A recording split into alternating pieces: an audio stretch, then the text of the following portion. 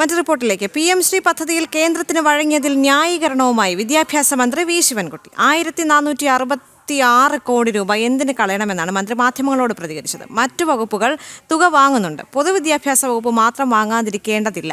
കുട്ടികൾക്ക് കിട്ടേണ്ട ഫണ്ട് സാങ്കേതികത്വം പറഞ്ഞ് മാറ്റേണ്ടതില്ല. അടുത്തയാഴ്ച കേന്ദ്ര വിദ്യാഭ്യാസ മന്ത്രിയുമായി കൂടിക്കാഴ്ച നടത്തുമെന്നും ശിവൻകുട്ടി പറഞ്ഞിട്ടുണ്ട്. പദ്ധതി നടപ്പാക്കാത്തതിനാൽ 2 വർഷമായി സമഗ്ര ശിക്ഷ കേരളയ്ക്ക് ലഭ്യമാകാതിരുന്ന 1200 കോടി രൂപയിൽ കണ്ണുവെച്ചാണ് പുതിയ നീക്കം.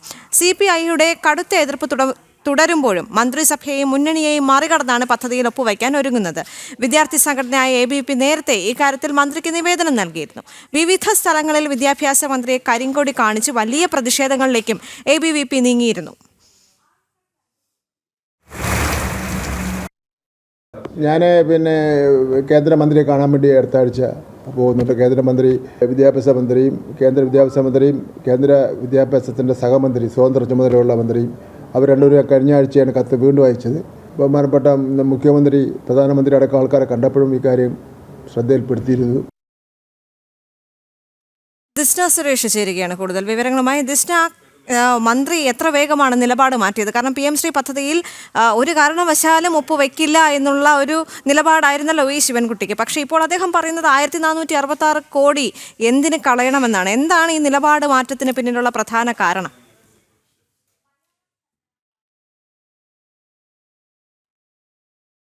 തീർച്ചയായും ദീപിക, കടുംപിടുത്തം പിടിച്ച വിദ്യാഭ്യാസ മന്ത്രിയുടെ നിലപാട് മാറിയതും തുടർന്ന് ന്യായീകരണവുമായി ഇന്ന് മാധ്യമങ്ങളെ കണ്ടതുമാണ് നമ്മൾ കണ്ടത്. എന്തായാലും പദ്ധതിയിൽ വയ്ക്കുന്നു എന്ന് പറയുമ്പോൾ തന്നെ ഏറ്റവും എടുത്തു പറയേണ്ടത് ABVP എന്ന വിദ്യാർത്ഥി സംഘടന അതിനു പിന്നിൽ പ്രവർത്തിച്ചത് തന്നെയാണ്. നിരവധി നിവേദനങ്ങൾ ഉൾപ്പെടെ കരിങ്കൊടി പ്രതിഷേധം ഉൾപ്പെടെ ABVPയുടെ നേതൃത്വത്തിൽ നടന്നിരുന്നു എന്നത് തന്നെയാണ്.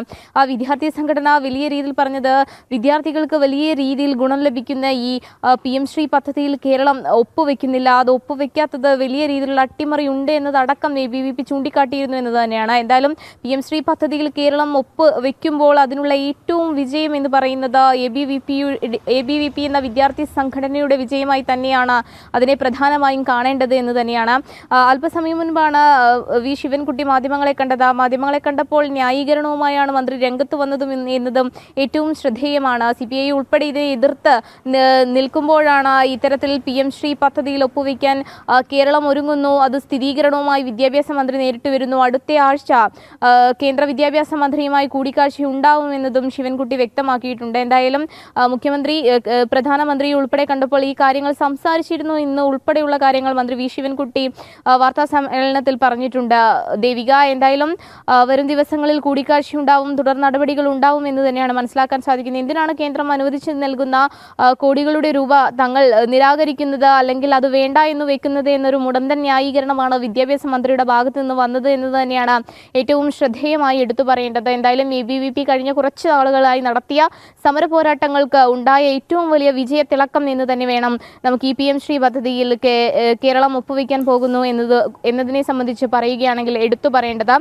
പ്രധാനമായും മറ്റൊരു കാര്യം, കൃത്യമായി വിദ്യാർത്ഥികളിൽ അല്ലെങ്കിൽ വിദ്യാഭ്യാസ സ്ഥാപനങ്ങളിൽ PM ശ്രീ പദ്ധതി വരുമ്പോൾ ഉണ്ടാകുന്ന മാറ്റങ്ങൾ അത് എടുത്തു പറയേണ്ടത് തന്നെയാണ് ദേവിക. എന്തായാലും നീണ്ട പോരാട്ടങ്ങൾക്കൊടുവിൽ അല്ലെങ്കിൽ ABVPയുടെ നിവേദനങ്ങൾ, അതോടൊപ്പം തന്നെ സമരങ്ങൾ, എല്ലാത്തിലും ഉപരിയാണ് ഇത്തരത്തിലൊരു ഇടപെടൽ ഉണ്ടായിരിക്കുന്നത് എന്ന് നമുക്ക് എടുത്തു പറയാൻ സാധിക്കും ദേവിക. യെസ് ജിസ്ന, പക്ഷേ നമുക്ക് പറയേണ്ടി വരുന്ന മറ്റൊരു കാര്യം, ഈ ഒരു ഫണ്ടിലേക്കുള്ളൊരു നോട്ടമാണ് ഇത്തരത്തിൽ മന്ത്രിയെ കൊണ്ട് ഇത്തരത്തിലുള്ള ഒരു നിലപാട് മാറ്റത്തിലുള്ള കാരണമെന്ന് കൂടി നമുക്ക് പറയേണ്ടി വരുമല്ലോ. കാരണം 1200 കോടി രൂപയിൽ കണ്ണുവെച്ചിട്ടാണ് പുതിയ നീക്കം എന്നുള്ള ആരോപണങ്ങളുണ്ട്. കാരണം CPI അടക്കം കടുത്ത എതിർപ്പ് രേഖപ്പെടുത്തുമ്പോഴും അതിനെല്ലാം മറികടന്നുകൊണ്ടാണ് മന്ത്രി പുതിയൊരു നിലപാടിലേക്ക് എത്തി നിൽക്കുന്നത്. മാത്രവുമല്ല, മന്ത്രിസഭയെയും മുന്നണിയെയും മറികടന്ന് ഇത്തരത്തിൽ ഒപ്പുവയ്ക്കാൻ ഒരുങ്ങുന്നു എന്നുള്ളൊരു കാര്യം കൂടി ഉണ്ടല്ലോ.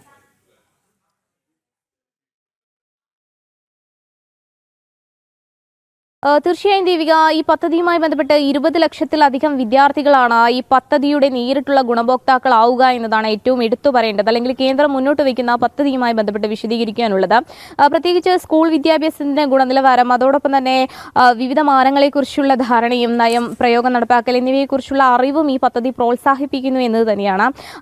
മാത്രമല്ല, രാജ്യത്തെ മറ്റു സ്കൂളിലേക്കും ഈ പദ്ധതി വ്യാപിപ്പിക്കുവാനുള്ള ശ്രമവും നടക്കുന്നുണ്ട് എന്ന് തന്നെയാണ്. 2022 മുതൽ 23, 26, 27 വരെയുള്ള 5 വർഷ കാലയളവിലാണ് പദ്ധതിയുടെ തുടക്കം എന്ന് തന്നെയാണ് മനസ്സിലാക്കാൻ സാധിക്കുന്നത്.